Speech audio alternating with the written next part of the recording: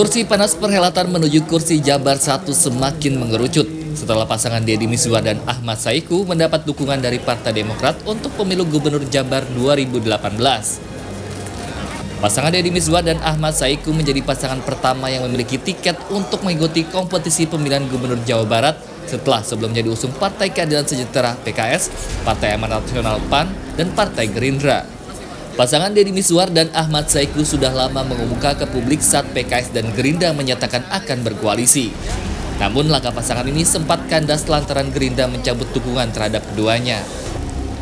Dengan keputusan Partai Demokrat mendukung Deddy Mizwar Ahmad Saiku, maka dukungan pasangan ini menjadi pasangan pertama peserta Pilgub Jabar yang total definitif dukungan 28 kursi. Dengan rincian Partai Demokrat 12 kursi, PKS 12 kursi, dan PAN 12 kursi. Pasangan calon yang maju harus memiliki dukungan minimal 20 kursi. Sementara itu, calon Gubernur Jabar Ridwan Kamil yang mendapat dukungan dari Partai Nasdem, P3, PKB, dan terakhir Partai Golkar setuju mengusung wali kota Bandung ini, maka kekuatan dukungan Ridwan Kamil semakin menguat. Tetapi Partai Golkar memasang Ridwan Kamil dengan Daniel Mutakin sebagai calon gubernur dan wakil gubernur untuk Pilkada Jawa Barat. Meski begitu, selanjutnya akan ada koordinasi dengan partai pendukung koalisi lainnya terkait dengan calon wakil gubernur yang akan diajukan secara resmi pada Pilkada Jawa Barat 2018. DPP Partai Golkar telah memutuskan bahwa untuk Pilkada tahun 2018 mengusung dan mencalonkan Saudara M. Ridwan Kamil sebagai calon gubernur dan Saudara M. Daniel Mutakin sebagai calon wakil gubernur Jawa Barat. Untuk itu, dalam Pilkada 2019 nanti semua kader Partai Golkar di Jawa Barat harus dapat bekerja keras memenangkan pasangan Kang Emil dan Saudara Daniel Mutakin. Sementara itu, Cagup Jabar yang saat ini menjabat sebagai wali kota Bandung, Ridwan Kamil mengaku senang dengan dukungan yang diberikan oleh Partai Golkar. Ridwan Kamil berjanji, andai terpilih menjadi Gubernur Jawa Barat, maka dirinya akan melaksanakan tugas tersebut dengan sebaik-baiknya. Karena datangnya dari Allah Subhanahu Wa Taala, kita diringankan langkah, diringankan urusan untuk menghadiri penyerahan rekomendasi dari Partai Golkar kepada kami berdua. Saya sangat terharu karena proses ini tentulah sudah dilaksanakan dengan sebaik-baiknya. Sementara itu, Partai Gerindra dan PDI Perjuangan masih pada posisi mengkaji dan terus membuka komunikasi terhadap pasangan yang akan diusung. Perhelatan menuju kursi panas Gubernur Jabar 1 akan semakin menarik perhatian publik. Ya, pemirsa, selamat malam. Jelang Pilkada kembali hadir ke hadapan Anda bersama saya Ayu Wardani. Ini kurang dari setahun jelang Pilkada Jawa Barat 2018, peta politik di Jawa Barat semakin ramai. Malam hari ini saya akan membahasnya dengan Ketua DPW Nasdem Jawa Barat. Selamat malam Pak Saan Mustafa. Malam. Selamat malam juga pengamat politik Bu Siti Zuhro. Iya, selamat malam. Terima kasih sudah hadir bersama kami. Saya ke Pak Saan dulu. Ini sudah menentukan pilihan untuk mengusung Ridwan Kamil. Apa kabar wakilnya? Sudah menemukan? Kalau wakil ini kan baru sebatas usulan dari masing-masing partai koalisi.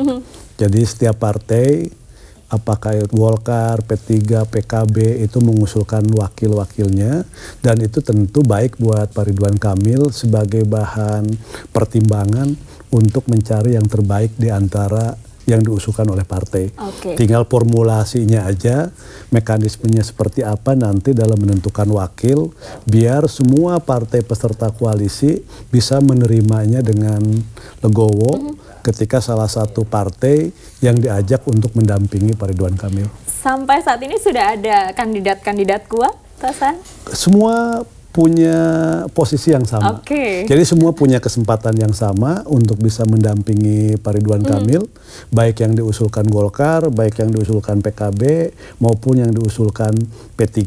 Nah, nanti tinggal dengan posisi yang sama ini, tinggal nanti Pak Ridwan Kamil yang menurut saya yang memiliki otoritas untuk menentukan siapa yang dianggap cocok. Baik. Karena yang akan menjalani 5 tahun ke depan kan Pak Ridwan Kamil. Baik, kalau dari Bu Siti Zuhro, kira-kira sosok yang seperti apa, wakil seperti apa yang nantinya bisa ikut mendongkrak suara Ridwan Kamil di pemilihan Jawa Barat 2018? Iya, secara umum memang sebetulnya yang paling menentukan calon nomor 1.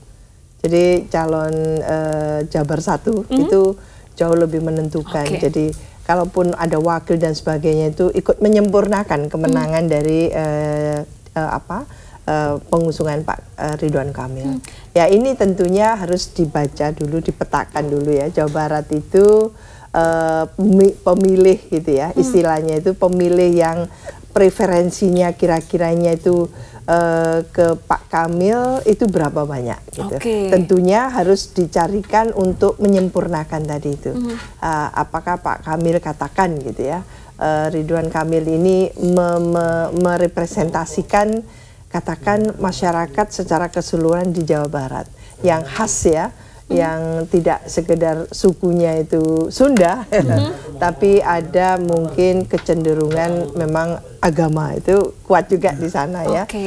Jadi menurut saya representasi itu juga tidak bisa dianggap enteng. Oleh karena itu ya memang dicarikan pasangan yang bisa mendongkrak lah, itu bagus sekali gitu ya.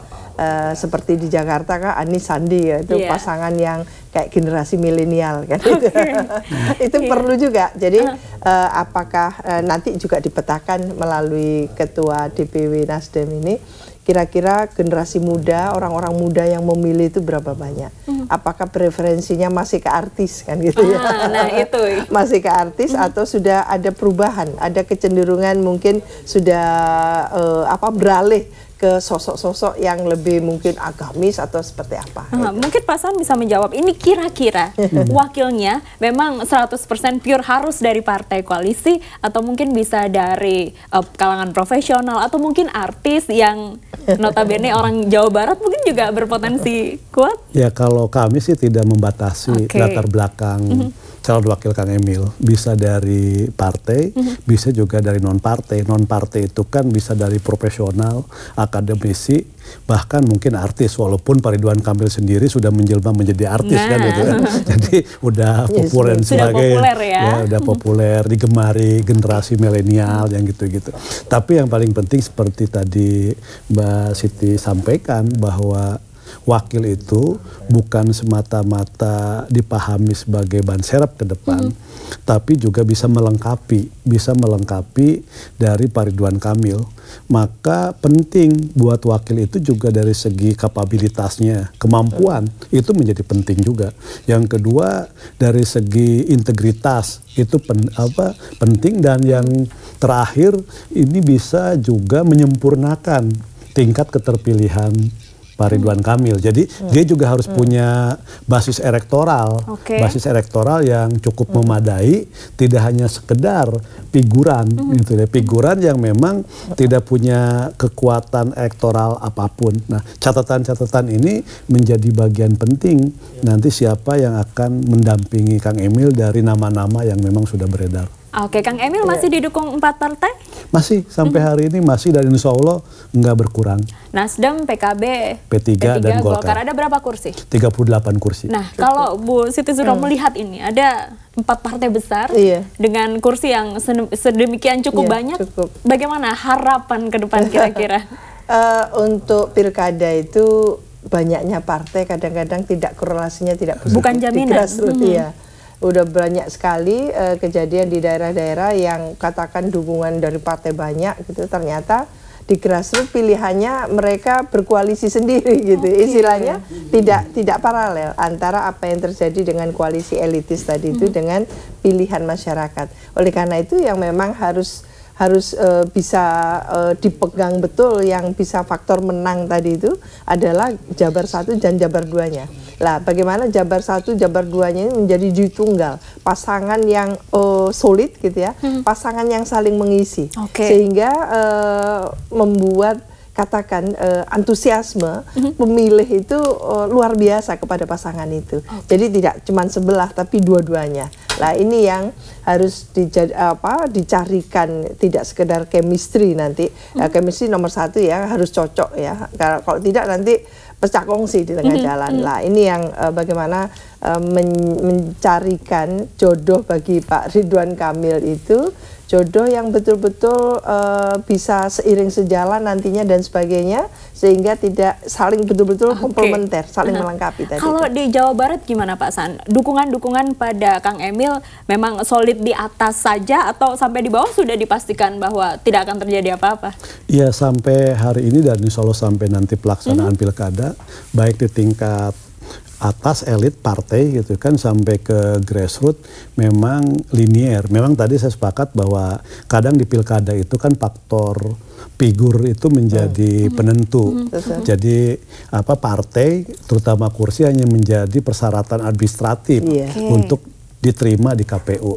Tapi itu juga sekali lagi bahwa dukungan partai penting terutama ketika seseorang, terhal ini Pak Ridwan Kamil terpilih menjadi gubernur, maka dukungan di parlemen, di DPRD juga menjadi bagian penting supaya kebijakannya itu juga mendapatkan dukungan dari parlemen. Tapi kalau misalnya dicalonkan oleh koalisi partai yang kursinya minimalis misalnya, nanti kalau terpilih memang secara figur kuat, terus juga penerimaan dari masyarakatnya kuat, tapi akan menjadi masalah ketika di parlemen, ketika akan mengeksekusi janji-janji kampanye di pilgub itu nanti akan ada banyak hambatan di parlemen. Maka penting juga kalkulasi kekuatan partai yang direpresentasikan oleh kursi yang ada di parlemen. Oke, figur penting tapi dukungan dari partai juga penting. Kita akan lanjutkan pembahasan usai jeda. Pemirsa tetaplah bersama kami di Jelang Pilkada. Segera kembali.